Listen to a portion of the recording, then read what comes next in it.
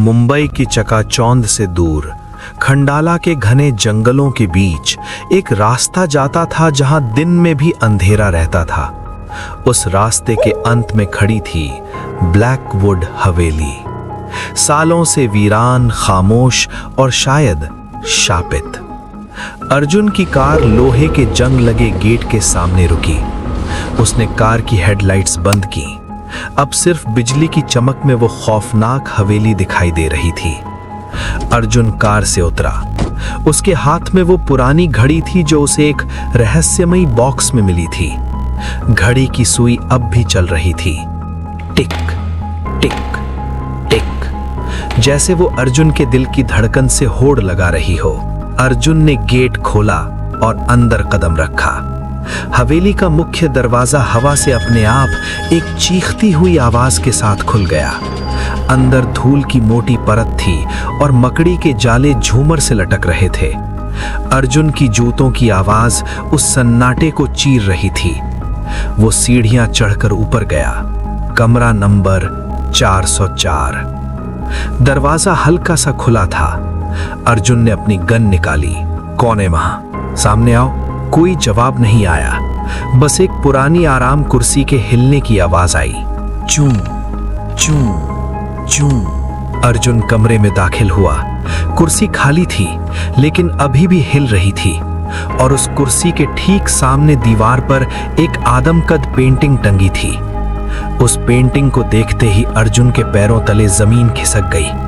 माँ, ये तो माँ की तस्वीर है, लेकिन ये यहाँ कैसे? हमारा पुराना घर तो जल गया था, सब कुछ राख हो गया था। ये तस्वीर, ये तो बिल्कुल नहीं लग रही है। अर्जुन उस तस्वीर के करीब गया। तस्वीर के नीचे ताजा लाल स्याही से कुछ लिखा था। वो मरी नहीं है अर्जुन, उसे ढूंढो। स्याही अभी गीली थी। तभी अर्जुन के पीछे से खंकारने की आवाज आई। अर्जुन बिजली की रफ्तार से पलटा और अपनी गन तान दी। अंधेरे कोने से एक बूढ़ा आदमी बाहर निकला, हाथ में लालटेन, कमर झुकी हुई और चेहरे पर झुर्रियों का जाल। ये हरिराम था, हवेली का पुराना रखवाला। गोली नीचे करो छोटे सरकार, मैं तो बस इस मुर्दा घर का चौकीदार हूं। मैं जानता था तुम आओगे।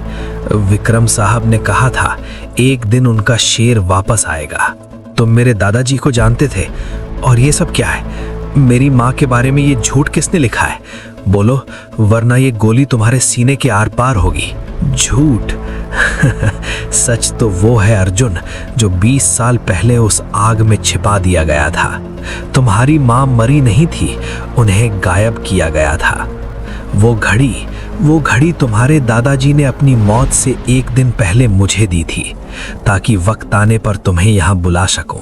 हरिराम ने अपनी जेब से एक पुराना आधा जला हुआ डायरी का पन्ना निकाला और कांपते हाथों से अर्जुन के हाथ में रख दिया। उस पन्ने पर एक अजीब सा निशान बना था, एक काला कमल, ब्लैक लोटस। इस निशान को ढूंढो अर्जुन। जहां ये काला कमल खिलेगा, वहीं तुम्हारी माँ का पता मिलेगा। लेकिन याद रखना, ये इंसान नहीं, शैतान है।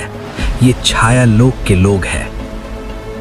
रात के 2 बज रहे थे। तूफान अभी भी जारी था। रायचंद टावर का सीक्रेट बेसमेंट जो किसी वॉर रूम से कम नहीं था। अर्जुन कुर्सी पर बैठा था। वो आधा जला हुआ पन्ना उसके सामने टेबल पर रखा था। उसकी आंखों में नींद नहीं, बस वो काला कमल घूम रहा था। खन्ना जी पागलों की तरह कंप्यूटर पर टाइपिंग कर रहे थे, उस निशान को डीकोड करने की कोशिश में। कुछ मिला खन्ना जी? ये निशान किस गैंग का है? अंडरवर्ल्ड? माफिया? कौन है ये लोग?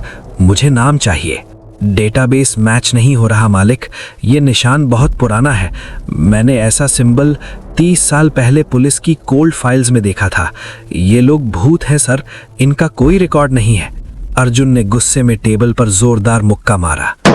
तभी एक कोमल एहसास ने अर्जुन का गुस्सा शांत कर दिया। किसी ने धीरे से अर्जुन के सामने कॉफी का मग रखा। वो सारा थी। अर्जुन ने सर उठाकर देखा। सारा की आंखों में अर्जुन के लिए वो फिक्र थी जो शायद अर्जुन खुद के लिए भी नहीं करता था। अर्जुन का हाथ टेबल पर रखा था। सारा ने कॉफी रखते वक्त अनजाने में या शायद जानबूझकर अपनी उंगलियां अर्जुन के हाथ पर रख दी। सारा का हाथ गर्म था और अर्जुन का हाथ बर्फ जैसा ठंडा। सर, आपने कल रात से कुछ नहीं खाया, प्लीज ये कॉफी पी लीजिए। अगर इंजन ही बंद हो जाएगा तो गाड़ी कैसे चलेगी? अर्जुन, जो दुनिया के लिए पत्थर दिल था, उस पल पिघल गया। उसने सारा का हाथ हटाने की बजाय उसे और कसकर थाम लिया। एक पल के लिए, बस एक पल के लिए, वो अनजान बादशाह नहीं बल्कि एक अकेला लड़का था जिसे सहारे की जरूरत थी। तुम यहाँ क्यों हो सारा? ये लड़ाई मेरी है, इसमें जान भी जा सकती है। तुम घर जाओ, मैं आपकी परछाई हूं सर, और परछाई अंधेरे में भी साथ नहीं छोड़ती। जान जाएगी तो साथ जाएगी। तभी कंप्यूटर से एक तेज बीप बीप बीप की आवाज आई। स्क्रीन लाल हो गई। रोमांस का वो नाजुक पल टूट गया। मिल गया मालिक, मिल गया। ये निशान एक डार्क वेब के पोर्टल से जुड़ा है। इसका नाम है दी ऑक्शन और इसका सिग्नल अभी अभी मुंबई के एक पुराने होटल के नीचे से आया है। नीलामी? इसका मतलब वो शहर में है।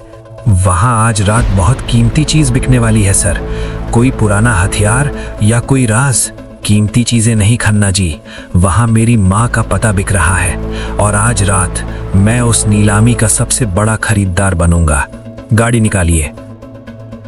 अर्जुन और उसकी टीम बेसमेंट से निकलने की तैयारी कर रही थी, लेकिन उन्हें नहीं पता था कि रायचंद टावर की छत पर बारिश में भीगता हुआ एक साया उन्हें देख रहा था। उसके हाथ में एक हाईटेक धनुष था। टारगेट निकल रहा है। उसे नीलामी तक पहुंचने दो। आज रात बादशाह का शिकार होगा। शिकारी और शिकार दोनों तैयार हैं। अगले एपिसोड में देखिए, अर्जुन की टक्कर होगी बर्फ की रानी रिया सिंघानिया से। क्या अर्जुन उस खूनी नीलामी में जीत पाएगा? सुनते रहिए अनजान बादशाह।